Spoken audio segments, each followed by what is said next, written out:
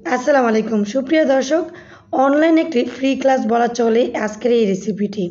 আজকের রেসিপিতে আমি দেখাবো 6 ডিম দিয়ে কিভাবে আপনারা প্রপার একটি 3 পাউন্ডের কেকের বেস তৈরি করতে পারবেন এবং ভ্যানিলা স্পঞ্জ কেক একদম সঠিক মেজারমেন্ট কাপের মাপে আজকে দেখাবো। এতে করে আশা করছি নতুন যারা আছেন তারা একদম একবার রেসিপিটি ফলো করলে ইনশাল্লাহ আপনারাও হুবহু এই রেসিপিটির মতো পারফেক্ট একটি ভ্যানিলা স্পঞ্জ কেক তৈরি করতে পারবেন।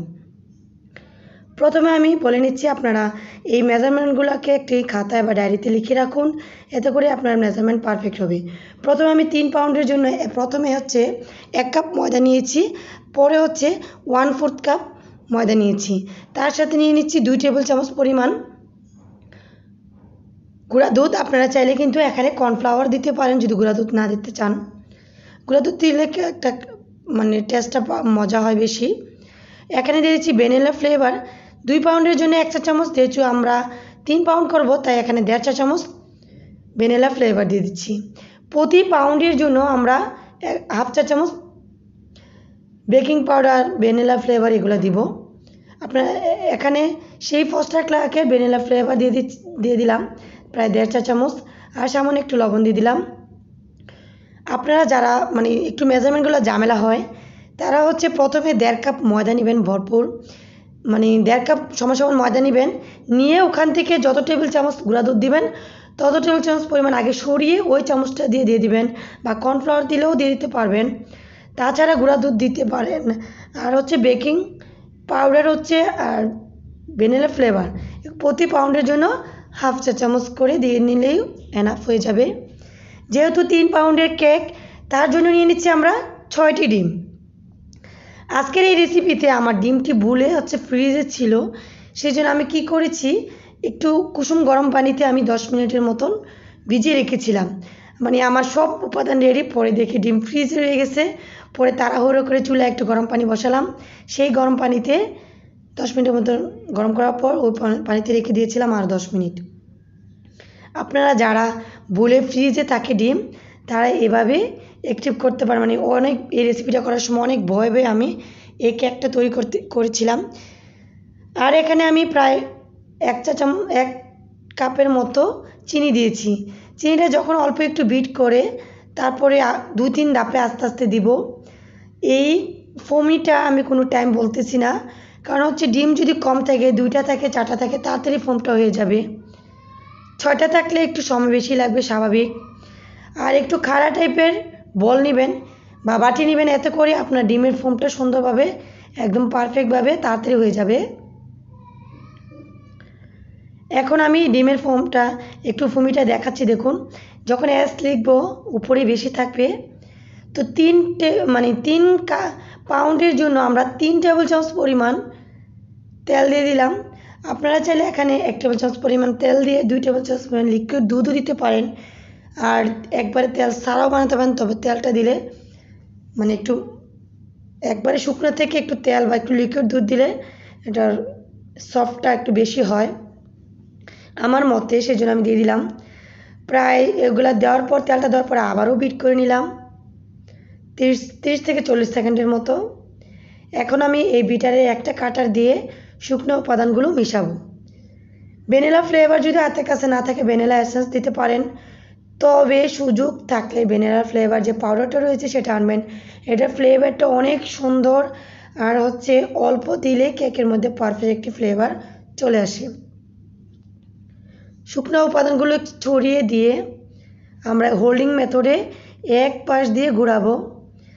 আর যেহেতু আমাদের শুকনো উপাদানগুলো অনেকগুলা, 3 থেকে 4 বারে দিয়ে আস্তে আস্তে করে আমরা মেশাবো। মেশানোটার সময়টা তাড়াহুড়া করবো না, যেহেতু আমার ভিডিওটা ফাস্ট করা আছে তবুও কিন্তু দেখুন আমি কিন্তু এক পাশ দিয়ে ঘোরাচ্ছি। এই ছোট ছোট টিপসগুলো যদি আপনারা ফলো করেন ইনশাল্লাহ আপনাদের কেকটাও পারফেক্ট হবে। আর কোনো সময় যদি আপনাদের কেক মানে শক্ত হয়ে যায়, আপনারা মনে করবেন যে পরবর্তী টাইমে ময়দাটা আরেকটু কমিয়ে দিব, এতে করে দেখবেন আপনার মানে ডিম অনুযায়ী ময়দাটা পারফেক্ট হয়ে যাবে। এখন মেশানো হয়ে গেল। আমি একটা 9 ইঞ্চি বাটি নিয়েছি, 3 পাউন্ডের জন্য 9 ইঞ্চি বাটি লাগে। রাউন্ড শেপ বাটি নিয়েছি, তার মধ্যে তেল ব্রাশ করে নিচটা শুধু ব্রাশ করেছি, বেকিং পেপার কেটে দিয়েছি। আর 2 পাউন্ডের জন্য 8 ইঞ্চি বাটি লাগে, 1 পাউন্ডের জন্য 6 ইঞ্চি বাটি লাগে। এই বাটির মেজারমেন্টগুলো আপনারা একটু মনে রাখবেন, কারণ উল্টাপাল্টা বাটি নিলেও কিন্তু কেকটা ভালো করে ফুলতে চায় না।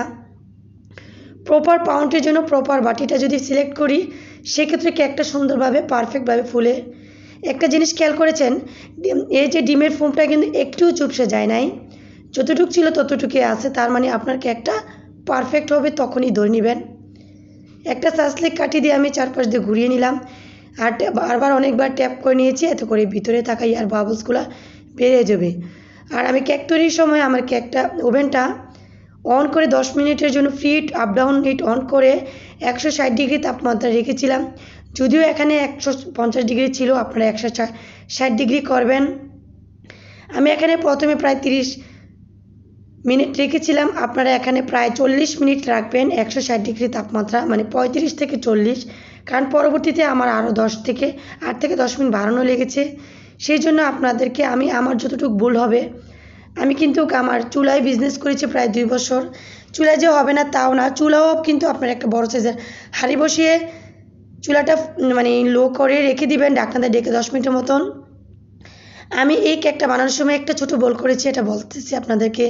এই যে ওভেনে আমি কিন্তু কোনো রকম র্যাক না দিয়ে সরাসরি তাকটা মানে শিখতে দিয়েছিলাম, সেই জন্য একটু পরে দেখাবো কি ভুলটা হয়েছিল, ছোটোখাটো একটা আপনাদেরকেও বলছি।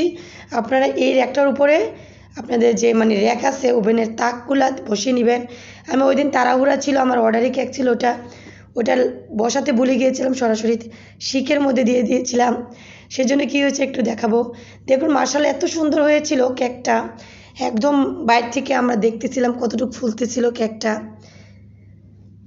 ঠান্ডা হওয়ার পরে ঢেলে নিয়েছি, দেখুন এত সুন্দর কেকটা। এই যে সরাসরি মানে শিকে বসিয়েছিলাম ভুলে, সেই শিকের কারণে আমরা এই শিকের দাগটা কিন্তু কেকের মধ্যে পড়ে গিয়েছিল।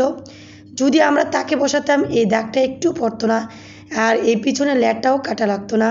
তো যাই হোক, যেহেতু কালো হয়ে গেছে আমরা হালকা করে লেয়ারটা কেটে দিলাম। আর উপরটা একদম মানে সফট হয়েছে, যেহেতু নিচের দিকে দিয়েছি।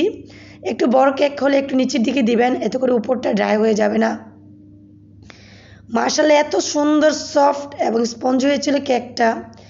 আর এই কেকটা অনেক অনেক মজা হয়েছিল, আর সুন্দর রিভিউও ছিল। এই কেকটা একটা গায়ে হলুদের মানে থিম কেক ছিল। আমি ইনশাল্লাহ পরবর্তীতে রেসিপি শেয়ার করব। দেখুন আমি কেটে নিচ্ছি, কাটা অংশটা আমার শাশুড়ি দেখতেছে কেমন হচ্ছিল সফটটা, এত সুন্দর সফট হয়েছিল। আর চুলাও কিন্তু আপনারা 30 থেকে 35 মিনিটে চুলার লো থেকে একটু হাই করে রাখবেন, মানে মিডিয়াম থেকে লো করে রাখবেন। আর কেক যখন হবে ফ্লেভারই সারা ঘর ছড়িয়ে যাবে, তখনই বুঝতে পারবেন আপনার কেক হয়েছে। যাই হোক, সবাই ভালো থাকবেন, সুস্থ থাকবেন, আর পরবর্তী রেসিপি দেখার জন্য আমন্ত্রণ রইল। আর অবশ্যই রেসিপিটি ভালো লাগলে শেয়ার করে রাখবেন, কমেন্টসে উৎসাহিত করবেন। আল্লাহ হাফেজ।